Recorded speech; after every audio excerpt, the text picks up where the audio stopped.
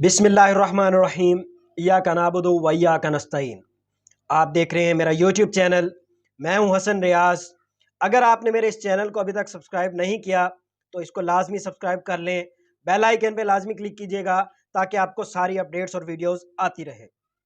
آج کی جو نیوز، جو 200 کی بات چل رہی ہے،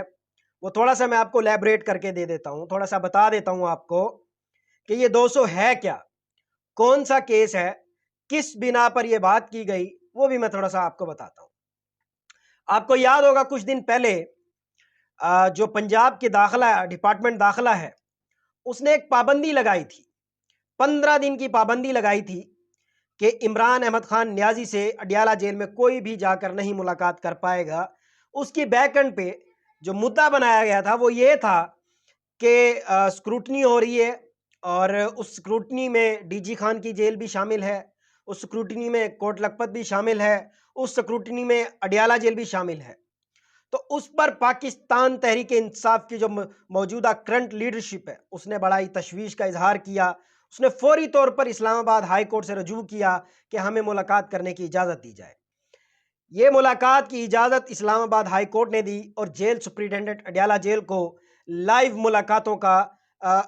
آرڈر جاری کیا کہ لائیو ملاقات کرائی جائے ویڈیو کال کے تھرو کسی بھی طرح، تاکہ ہم کپتان کے ساتھ کنیکٹ رہیں، تاکہ عمران خان کے ساتھ کنیکٹ رہا جائے، کسی بھی قسم کا معاملات کو فوری طور پر عوام تک پہنچایا جا سکے۔ اس پر جیل سپرنٹینڈنٹ نے ملاقات نہیں کروائی تھی، اس نے عدالت کے احکامات ماننے سے انکار کر دیا تھا۔ اس پر توہین عدالت کے مرتکب پائے گئے وہ۔ پھر اسلام آباد ہائی کورٹ نے جیل سپرنٹینڈنٹ کو عدالت میں بلایا، اور اس سے پہلے کوٹ لکھپت جیل میں مریم نواز صاحبہ نے وزٹ کیا تھا، اس میں اپنا انہوں نے بیرک بھی وزٹ کیا، اور پھر وہاں پہ انہوں نے بڑا ہی دھڑلے سے ایک اعلان کر دیا، جی ہم لائیو ملاقاتیں سٹارٹ کرا رہے ہیں،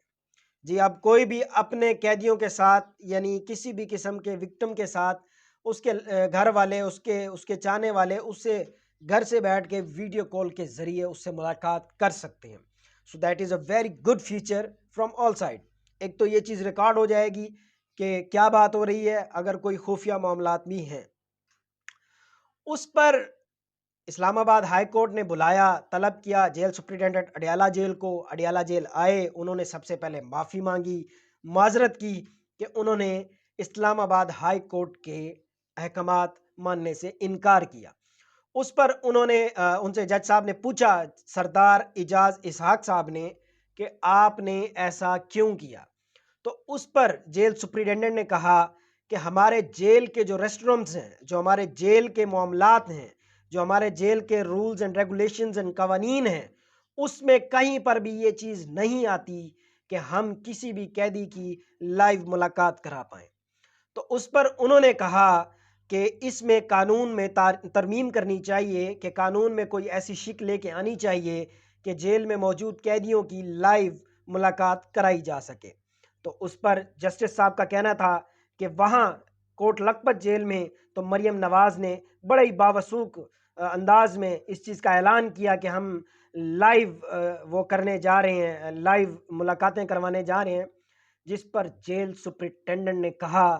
کہ انہوں نے غیر آئینی اور غیر قانونی طریقہ اختیار کرتے ہوئے یہ کیا۔ پاکستان کے قانون میں اس طرح کی کوئی شک، کوئی ترمیم موجود نہیں ہے جس میں ایک قیدی کی لائیو ملاقات کرائی جا سکے۔ اب بات کرنے کا مقصد یہ ہے، پھر جسٹس صاحب نے کہا کہ پھر انہوں نے اس کو اس طرح کیوں کیا۔ اس پر انہوں نے کہا کہ انہوں نے ایک غیر قانونی اقدام اٹھایا ہے، جس پر ان کا کہنا تھا جسٹس صاحب کا کہ ہمیں معلوم ہے کہ فیصلے کہاں سے ہوتے ہیں، ہمیں معلوم ہے کہ آرڈرز کہاں سے آتے ہیں، ہم سب یہاں پر بیٹھے ہوئے ڈرامہ کر رہے ہیں۔ یہ جسٹس صاحب کے الفاظ سے کہ ہم سب یہاں پر بیٹھ کر ڈرامہ کر رہے ہیں، ہمیں معلوم ہے کہ آرڈرز کہاں سے آتے ہیں۔ اس پر انہوں نے یہ بھی کہا کہ جو سینئر بڑے افسران ہیں، جیسے جیل سپرنٹینڈنٹ ہے، جیسے کمشنر ہو گئے، ڈی سی ہو گئے، اے سی ہو گئے، اور اس کے ساتھ بھی بڑے بڑے جو ڈی پی اوز، آئی جیز، ایس پیز، ان کا کہنا تھا کہ یہ بڑے 200 افسران پورے پاکستان کے اگر غیر قانونی احکامات ماننے سے انکار کر دیں، ایک ہوتا ہے قانون میں اور ایک ہوتا ہے غیر قانونی، اگر قانونی طور پر فیصلے مانے جائیں تو پاکستان میں کبھی بھی کوئی فیصلہ، کوئی بھی آئین نہیں ٹوٹے گا۔ تو انہوں نے کہا اگر یہ 200 افسران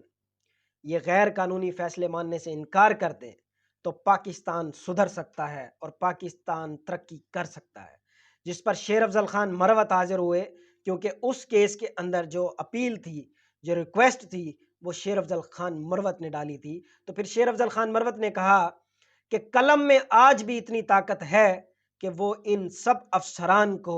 ایک آرڈر کرنے پر جیل بھیج سکتی ہے۔ تو اس پر انہوں نے کہا کہ ہمیں معلوم ہے کہ کہاں سے فیصلے آتے ہیں، ہم سب لوگ یہاں پر بیٹھ کر ڈرامہ کر رہے ہیں۔ آپ نے دیکھا ہوگا کچھ ہی ہفتے پہلے جسٹس بابر ستار نے ایک فیصلہ دیا تھا ڈی سی او راولپنڈی کے اوپر۔ اس پر انہوں نے کہا تھا کہ ڈی سی او اور ایس پی وغیرہ جو ہے نا جی، ان کو ان کے عہدوں سے معطل کیا جاتا ہے، اور انٹل انلیس، جب تک وہ اپیل میں نہیں آتے۔ اور پھر اس پر ان کی اپیل دائر ہوئی اور پھر ان کی اپیل کو سنا گیا اور اس کو اگلے مہینے پر اس کی وہ رکھ دی گئی۔ جب بھی کسی بھی وکٹم کو سزا دی جاتی ہے، اگر وہ کسی بھی عہدے پر ہو، سب سے پہلے وہ اس عہدے سے سبکدوش ہو جاتا ہے، اس عہدے سے وہ فارغ ہو جاتا ہے۔ پر اس کیس میں ماشاءاللہ سے جو ڈی سی او صاحب ہیں وہ بھی اپنے عہدے پہ براجمان ہیں، ایس پی صاحب بھی عہدے پہ براجمان ہیں، اور ایس ایچ او صاحب بھی عہدے پہ براجمان ہیں۔ یہ ہے پاکستان کا قانون، یہ ہے پاکستان کی عدلیہ، اور یہ ہے پاکستان کا نظام اور نظام دین۔ ابھی تک کے لیے اتنا ہی۔ Thank you very much.